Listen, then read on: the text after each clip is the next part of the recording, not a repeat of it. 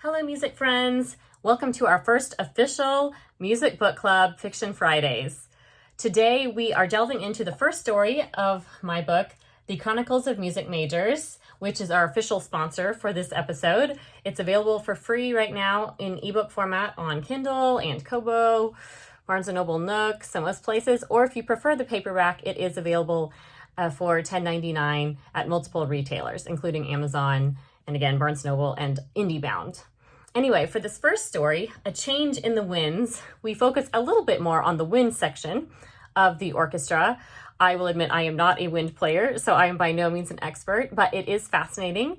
Our leading lady is a flutist, and flutes are actually one of the oldest recorded instruments in history.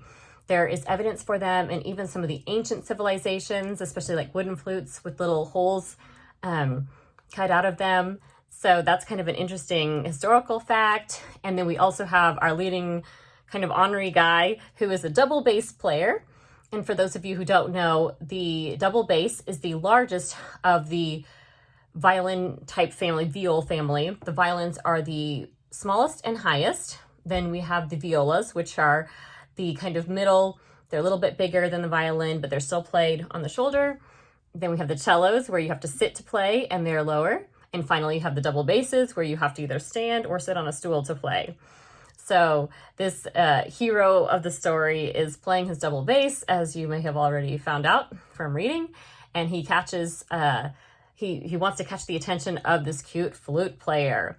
So he and his buddy decide to do something that I don't really recommend any of you music students try in real life, but they switch instruments.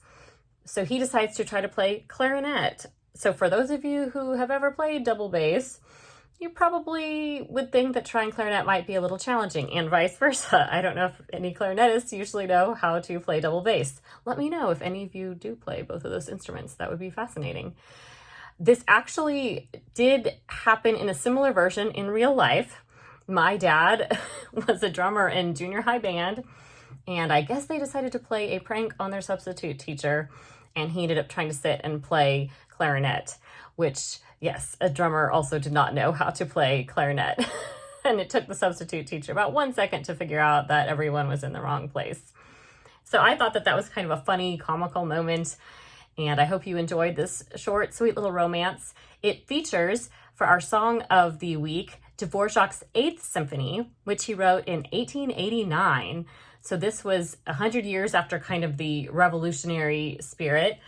He wrote it in for this like bohemian, I guess, change of power for the new king or something like that, emperor.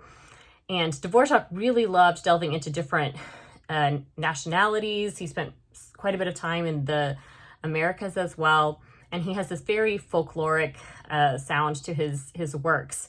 And I highly recommend you listen to the beautiful flute solo in the 4th movement, because it is just gorgeous. So please go look it up. And if you want, look up a little bit more about the flutes, the clarinets, and the double basses. In terms of a few questions that you can think about for this story, I'd love to hear your responses in the comments. You can just shoot me an email, whichever. Do you ever feel that your instrument is overlooked? I think sometimes the double basses don't get as much credit as they should. They are a fabulous instrument, amazing in jazz combos, and really a foundation in the orchestra. What can you do to raise awareness for your instrument? Francesca, the flutist, battled nerves regarding her flute solo. How do you handle nerves when you perform? I know performance anxiety is something that I've struggled with. I know a lot of musicians struggle with it. And do you strive for perfection when you play, or do you just try to do your best? And even authors, I think, struggle with this as well. At what point is your work ready to put into the world? And were you familiar with Dvorak? Have you ever heard of him before? And definitely check out his Symphony No. 8. And what do you think? Again, I would love to hear your thoughts and ideas in the comments. And now imagine your own ending to Brandon and Francesca's story. And if you have a really awesome one, I might even feature it on my site. So feel free to write a new ending if you would like and submit it to rescottcreative.com.